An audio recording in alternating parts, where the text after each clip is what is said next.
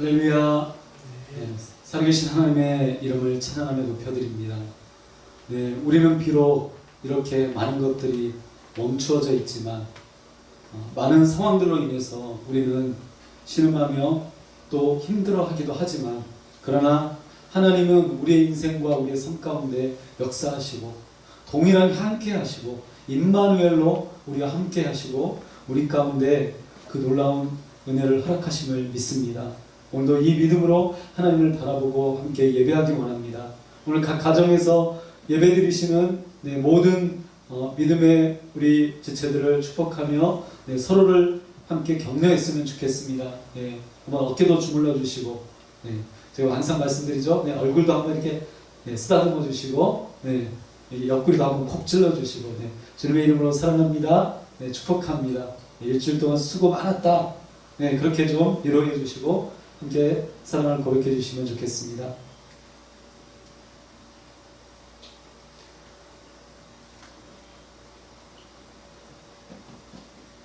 네, 2020년도 벌써 이제 9월 마지막 주가 되어버렸습니다.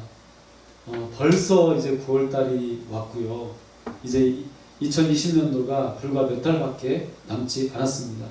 그런데 여러분, 제가 오늘 잠시 다시 한번 나눌 것은 2020년도 표가 어떤 것이었습니까? 내게 기름을 부으사.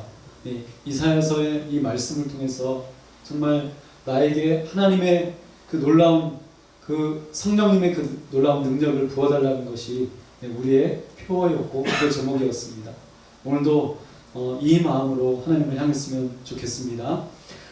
함께 하나님의 말씀 나누도록 하겠습니다. 이사야서 47장 1절에서 7절까지 말씀입니다. 다 함께 말씀을 찾아주시면 감사하겠습니다. 이사야서 47장 1절에서 7절까지 말씀입니다.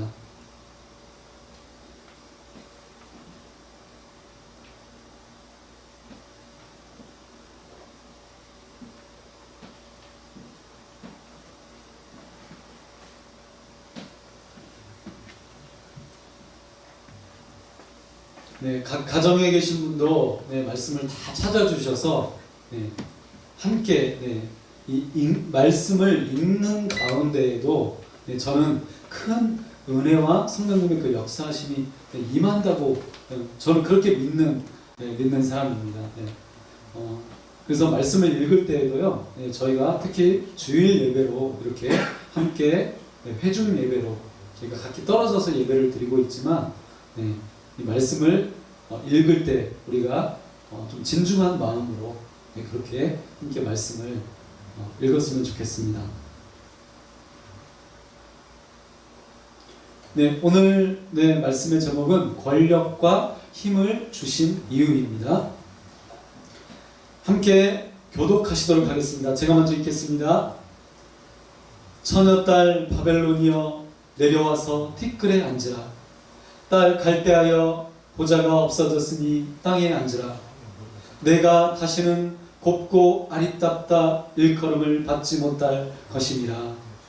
맷돌을 가지고 가루를 갈고 너울을 벗으며 치마를 걷어 다리를 드러내고 강을 건너라. 내 속살이 드러나고 내 부끄러운 것이 보일 것이라. 내가 보복하되 사람을 아끼지 아니하리라. 우리의 구원자는 그의 만군의 여호와 이스라엘의 거룩한 이시니라. 딸 갈대하여 잠잠히 앉으라. 흑암으로 들어가라. 네가 다시는 여러 왕국의 여주인이라 일컬음을 받지 못하리라.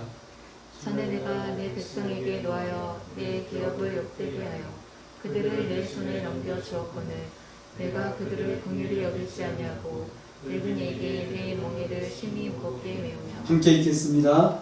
말하기를 내가 영영이 여주인이 되리라 하고 이 일을 내 마음에 두지도 아니하며 그들의 종말도 생각하지 아니하였도다. 아멘. 오늘 영상은 지난주에 이어서 남태평양의 붉은 십자가 2008년도 7월달에 방영되었던 이 다큐 프로그램의 한 장면인데요. 네, 이 영상을 함께 시청하시고 이어서 계속해서 함께 말씀을 나누도록 하겠습니다.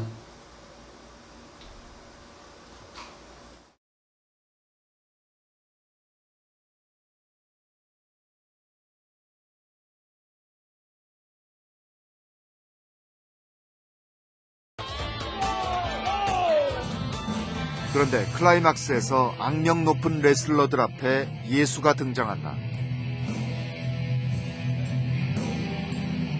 악당들은 예수 주변을 돌며 공격할 기회를 노리지만 예수는 손짓 하나만으로도 악당들을 굴복시킨다. 사람들은 이 기독교적인 레슬링 쇼를 즐기면서 한편 설교도 듣는다.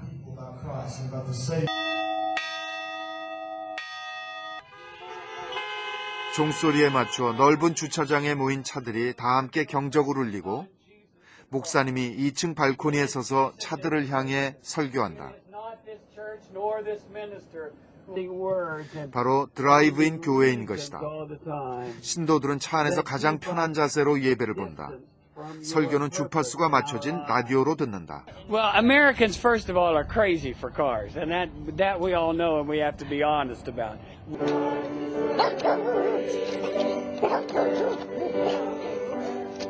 Plus, it's nice to be able to come and be outside. And the dogs get some church. And they get a biscuit, too. One of the ways that I feel a closeness to God is when I ride my motorcycle. 전통적인 기독교 국가지만 신도수가 줄어 교회를 나이트클럽으로 바꾼 영국. 그리고 예배 형식을 파격적으로 바꿔 신도들을 교회로 불러들이는 데 성공한 미국. 과연 어느 사회가 건강한가?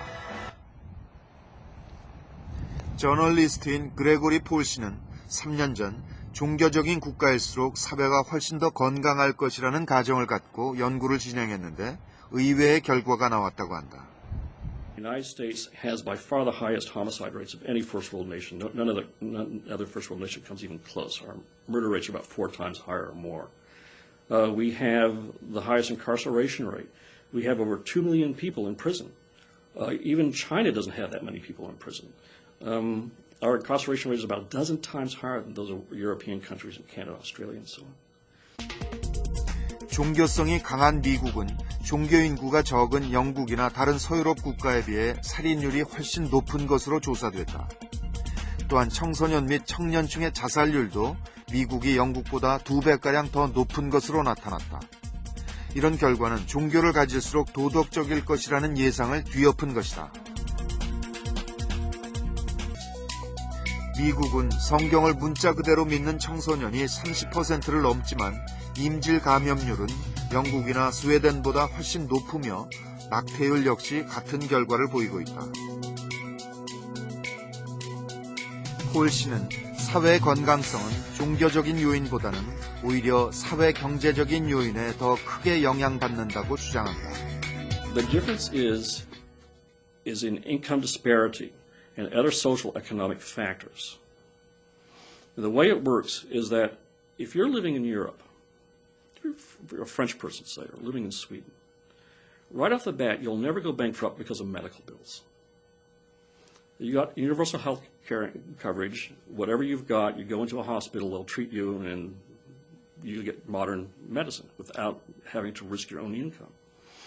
It's rare to lose a job in other countries because job security is much higher because of the kind of social policies they have set up. 미국은 GNP가 높음에도 불구하고 소득 불균형과 양극화 현상이 영국 등 유럽 선진국에 비해 훨씬 심각하다.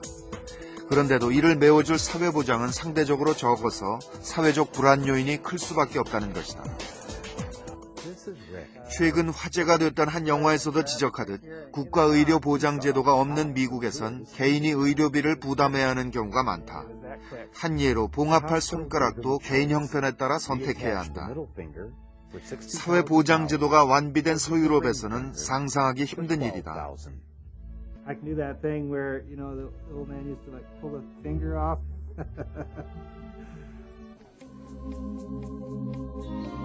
이쯤에서 우리는 미국을 형제의 나라로 여기는 타나섬의 메시아 존 프롬이 돈에 대해 남긴 특별한 가르침을 기억하지 않을 수 없다.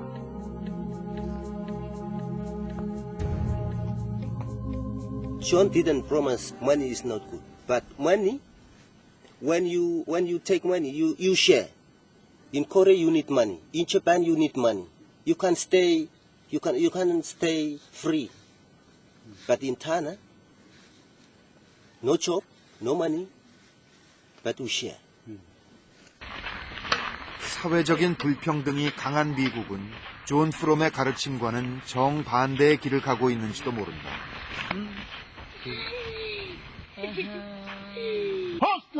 그래서일까? 언제부턴가 존 프롬이 미국인이며 백인이라는 타나 사람들의 믿음과 신화도 조금씩 달라지고 있다.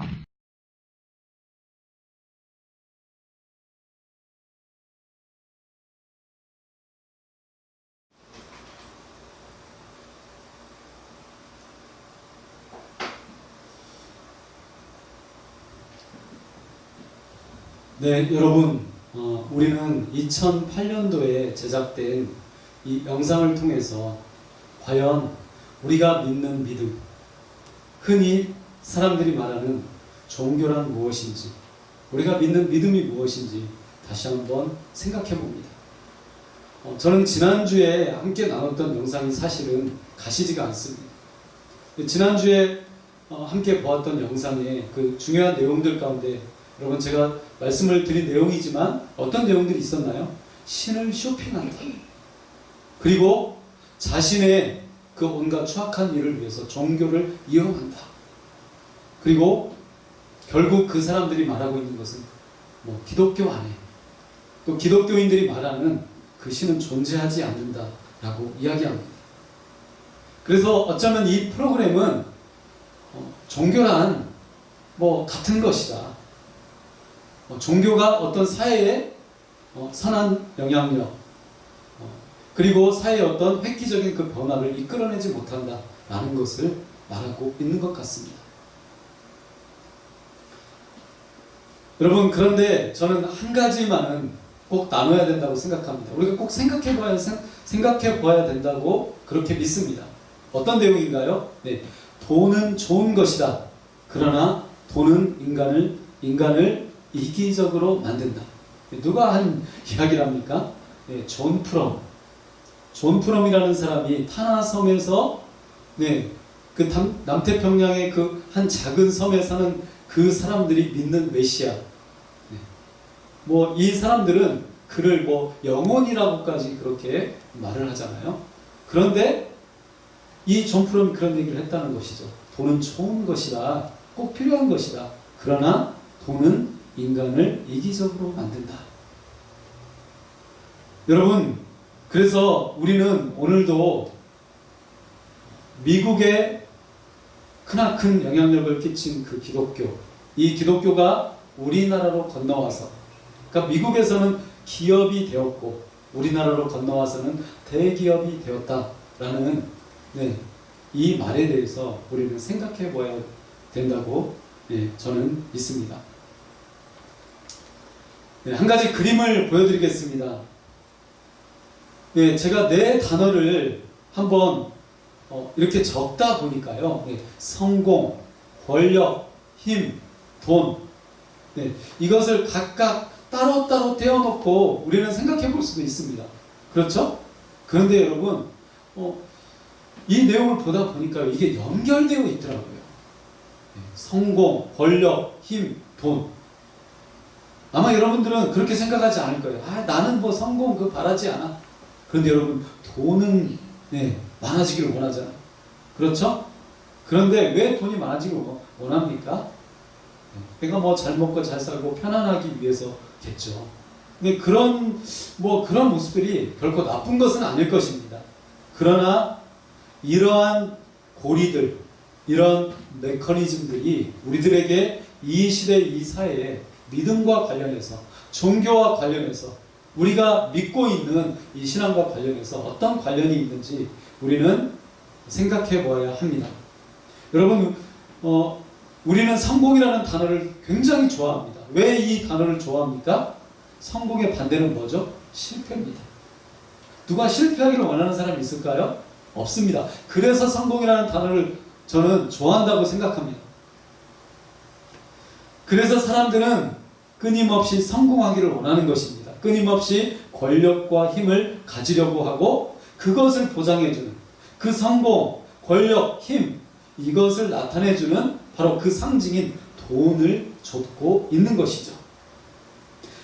그래서 이러한 흐름, 이러한 연결고리들은 우리가 원하지 않아도 따라갈 수밖에 없는 원초적인 세상의 질서와 흐름이고 구조라는 것을 우리는 꼭 반드시 기억해야 합니다.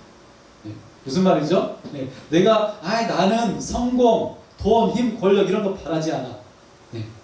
근데 바라지 않아도 원하지 않아도 나는 그 구조 속에 이미 속해서 살아가고 있기 때문에 그 흐름 가운데 이미 익숙해져 있기 때문에 여러분 그렇게 말할 수 없다는 것입니다.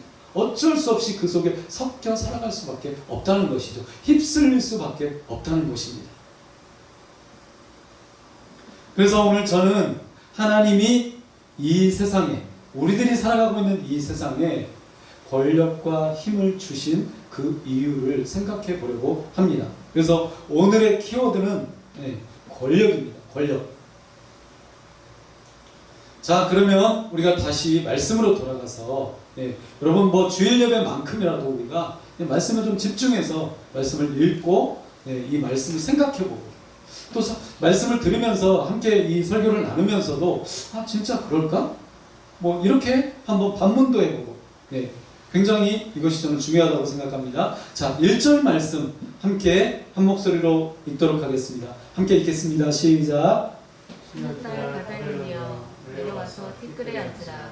딸 갈대하여 여자가 없어졌으니 땅에 앉으라. 내가 다시는 곱고 아리답다 일컬음을 받지 못할 것입니다.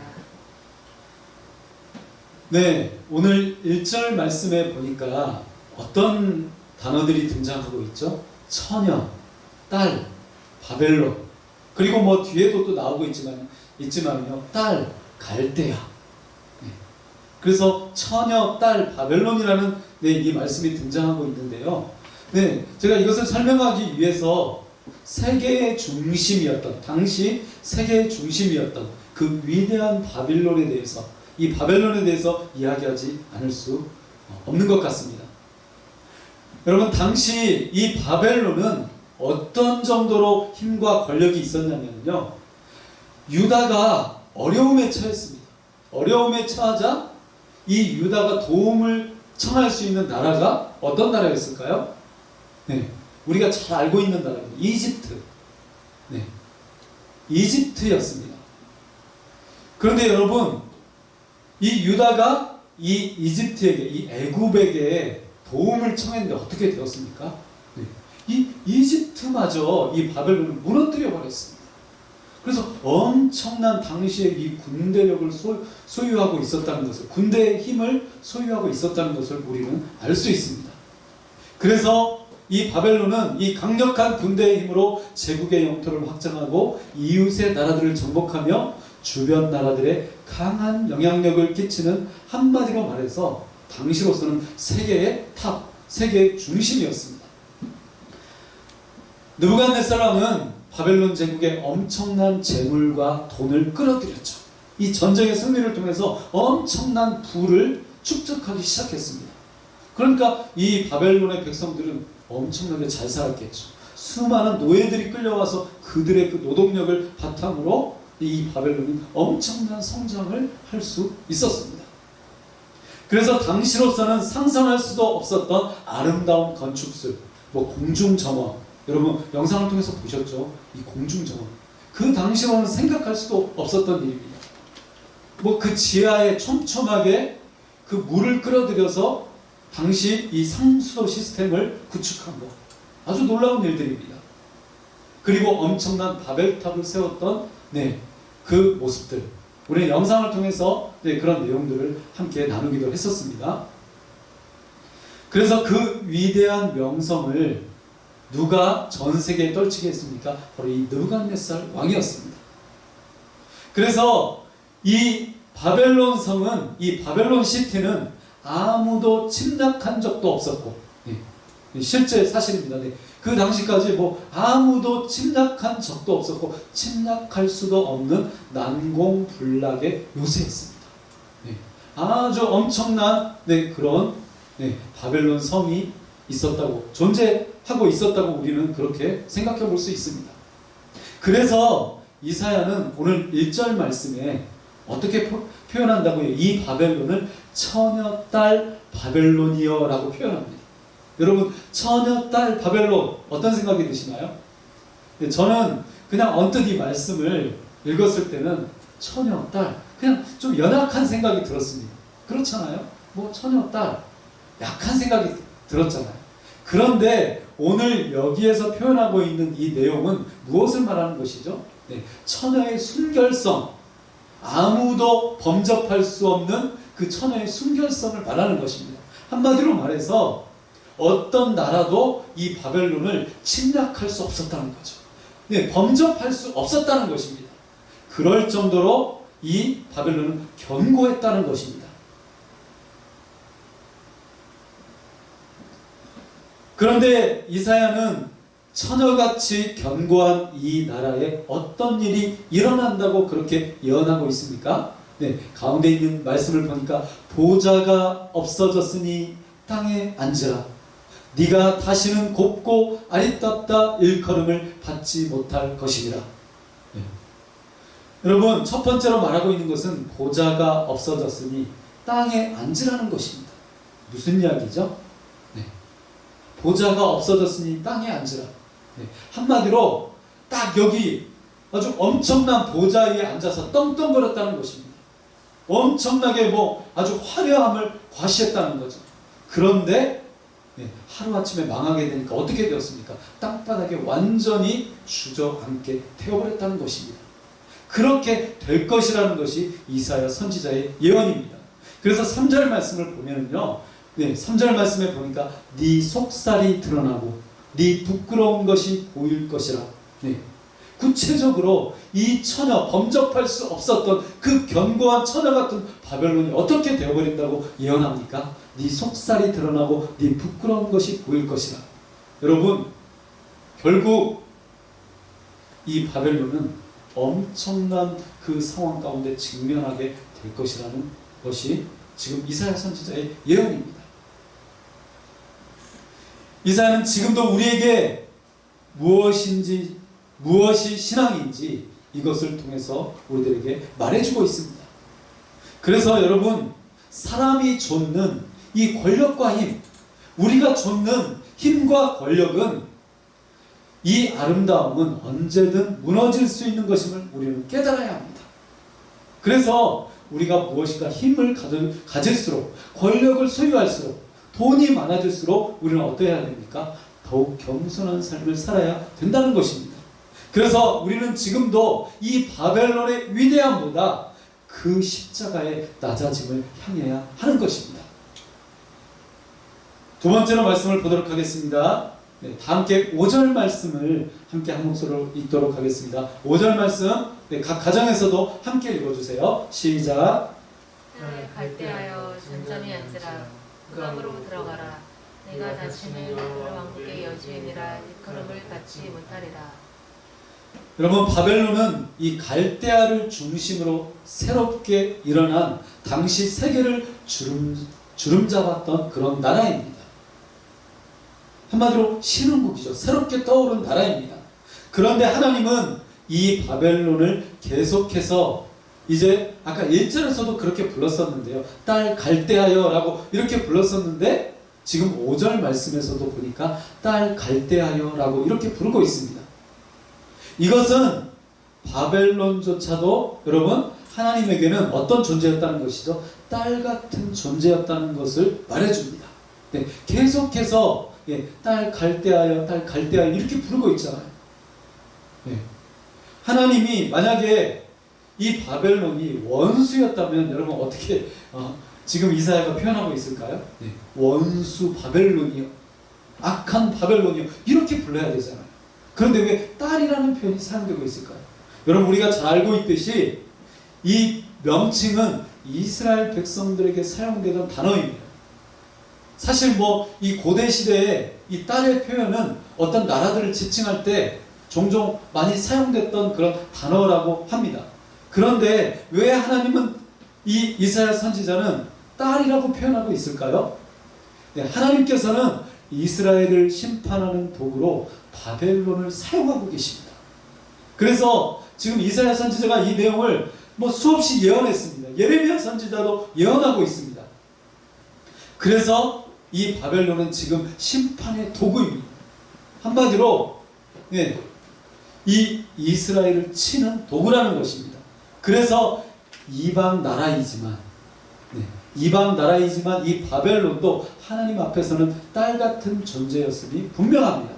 그런데 여기에서 딸과 아버지 같은 이 관계에 어떤 문제가 발생하고 있죠? 네, 딸 갈대아는 자신들이 누리는 이 영광 앞에서 잠잠하거나 겸손하지 않았다는 것입니다. 한마디로 무엇이 문제였다는 거죠? 그들은 하나님의 도구였다는 것을 깨닫지 못했다는 것입니다. 그래서 이 이사야 선지자가 어떻게 이야기하죠? 잠잠히 앉으라, 흑암으로 들어가라. 여러분, 무시무시한 내용입니다. 네. 그냥 너 저리 꺼져. 저 어두운 데로 너 꺼져버려. 네, 이런 표현이라는 거죠. 지금 우리가 그냥 말씀을 통해서 이렇게 예언된 그 말씀의 순화된 메시지를 보니까 그렇죠. 한마디로 말해서 너 저기 시궁창으로 뭐 쪼그라져 버려. 뭐 이런 그런 내용이라고 그렇게 말할 수 있습니다.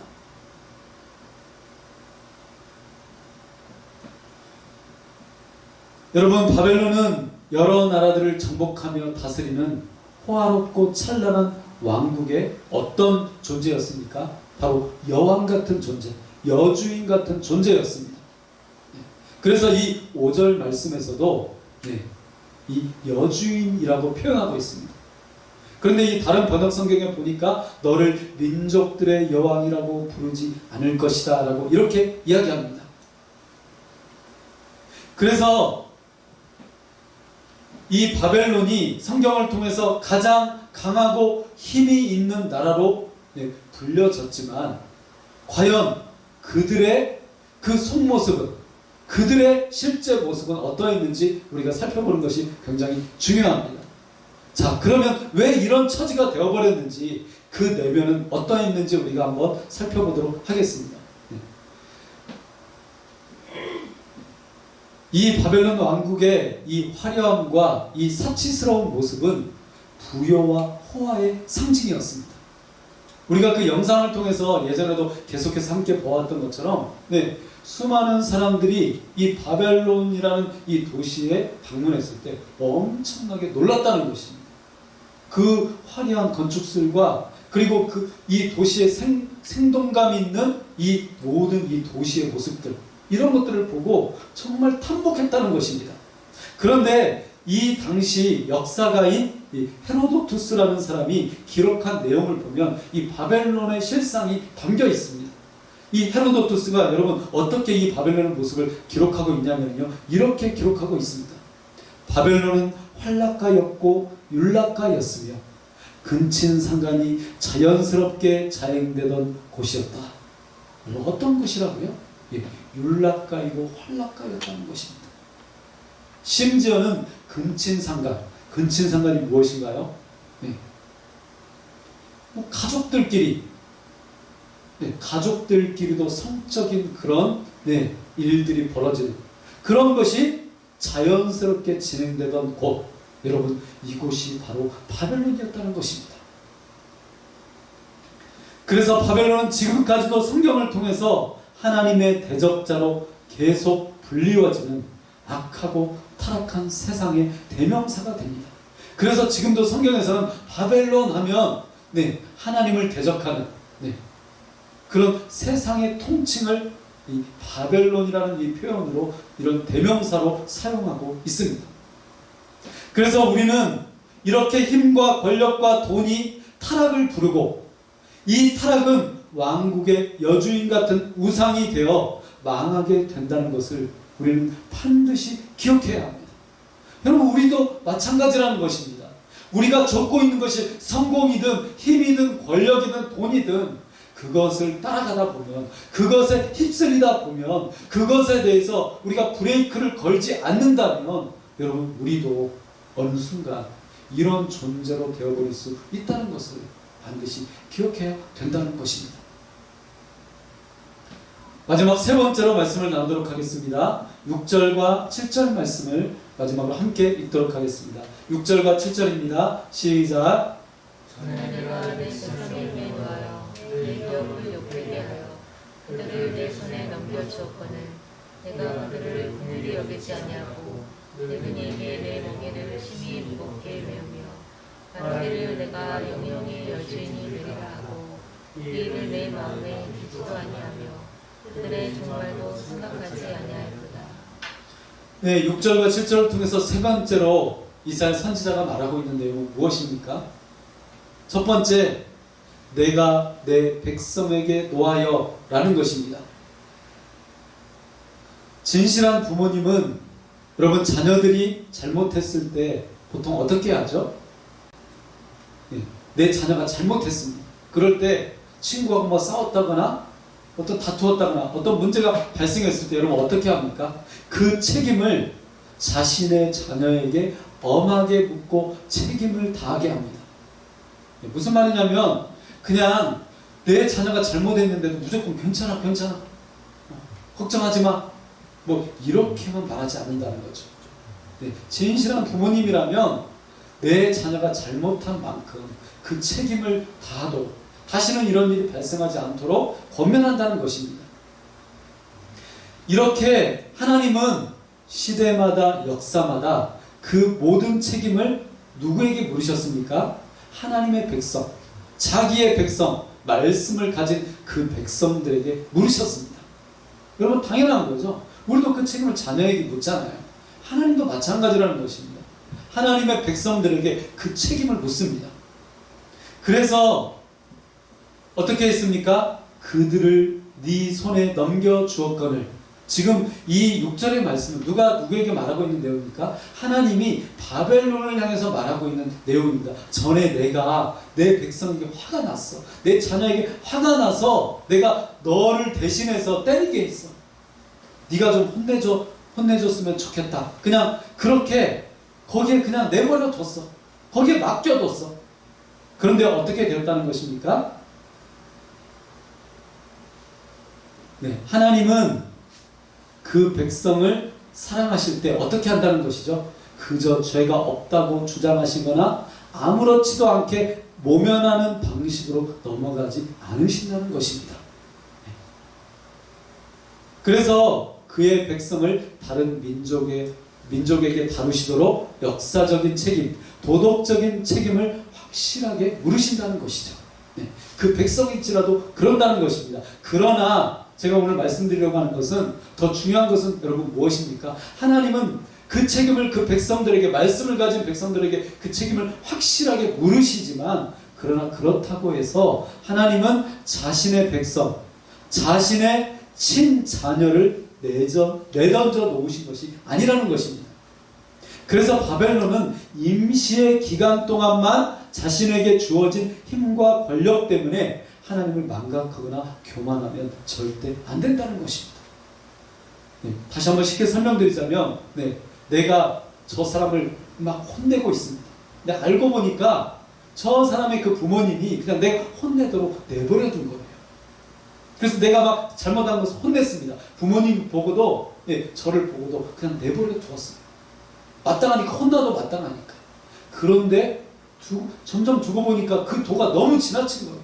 막 때리고 막 심지어 발로 차고 막 침을 뱉고 막 욕을 해요. 여러분 그럼 그 부모님이 가만히 있을까요? 그렇지 않습니다. 하나님도 이와 같다는 것입니다. 여러분 사실 이거 굉장히 너무나 단순한 것입니다. 내가 내 자녀들에게 하듯 하나님도 그의 백성들을 향해서 똑같으십니다. 그래서 여러분 우리가 여기서 생각해야 되는 것은 무엇입니까?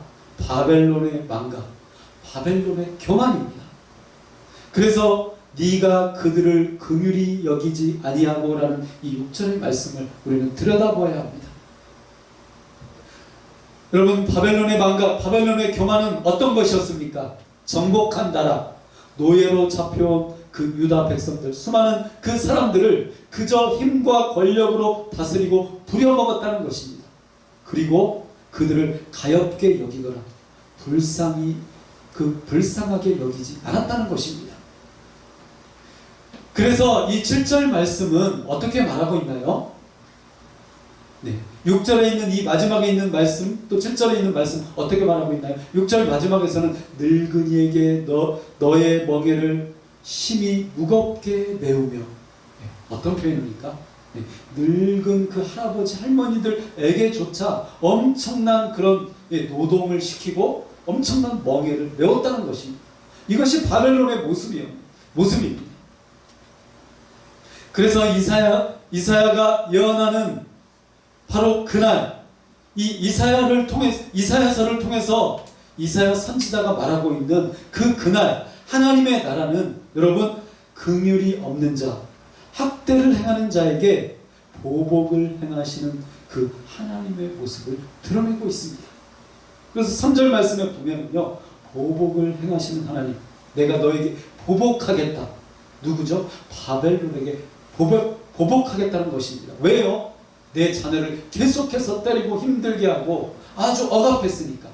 적당히 하고, 네, 적당히 그냥 자신의 그 본분을 찾았으면 되었을 텐데 그러지 않았다는 것입니다.